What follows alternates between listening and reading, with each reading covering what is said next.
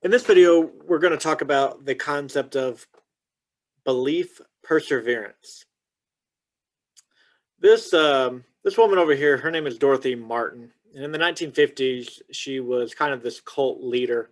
One of the earliest studies, maybe even the earliest study on belief perseverance was done with this cult.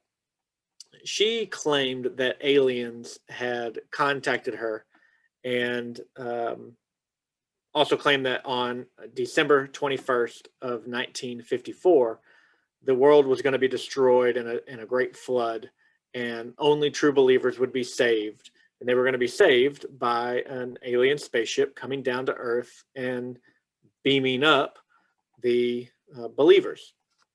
She had several followers, and on that evening, they met at her house with the understanding that at midnight, as December 21st turned to December 22nd, they would be saved by this alien spaceship, and the rest of the world would be destroyed in a great flood. One of her quote-unquote followers, an actual researcher, Leon Festinger, kind of infiltrated this group, and he's trying to study what eventually would develop into the theory of cognitive dissonance, which is the existence in an individual of two beliefs or thoughts that are inconsistent with each other. So, for example, if you have the thought that, or the behavior of eating a lot of fast food, it's really convenient and tasty. But then you also have the thought that fast food is unhealthy. Something you have to adapt or add additional thought processes to overcome that inconsistency. So you could relegate to ignoring one of those, saying, yeah, I believe it's not that bad, but I'm not going to do anything about it. Or what a lot of people do they will reject that belief that it's unhealthy. So it's probably not that bad, or they'll rationalize or justify in some way. So he's studying this idea in 1954. So he's following around this cult group. Well, where belief perseverance comes in, the idea that individuals do not adequately weigh new evidence when presented with evidence that contradicts or is inconsistent with their original belief. They dismiss it or minimize it. So when this group at midnight is confronted with the new evidence of a world that didn't blow up or flood or no aliens came down,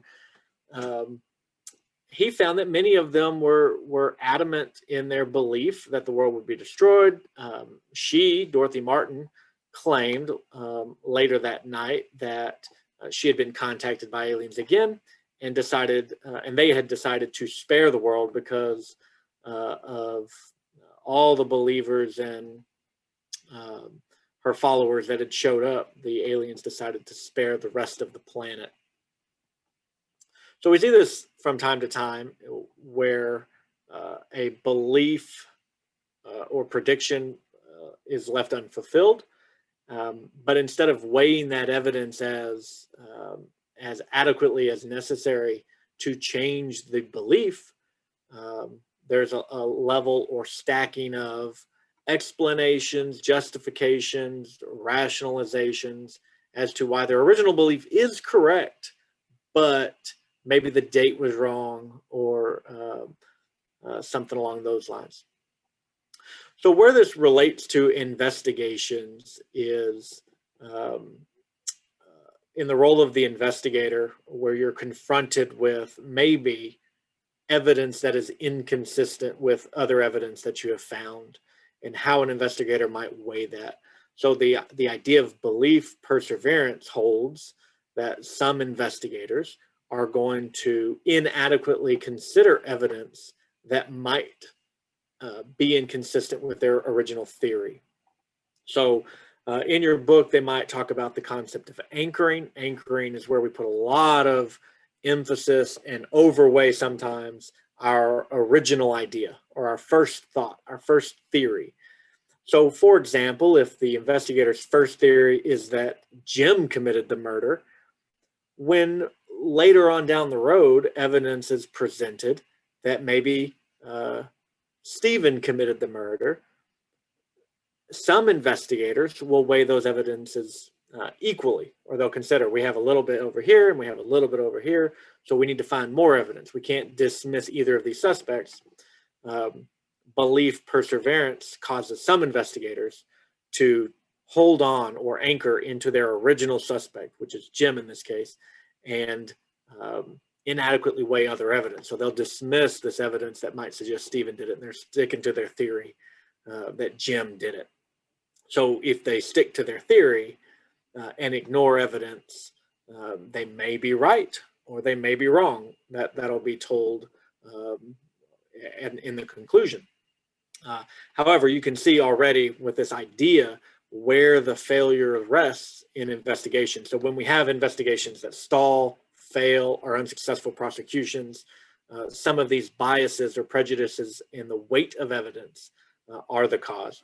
So this is just a little bit about belief perseverance. You can look it up online. Sometimes it's also referred to as conceptual conservatism, and it plays a role, undoubtedly, in a lot of investigations.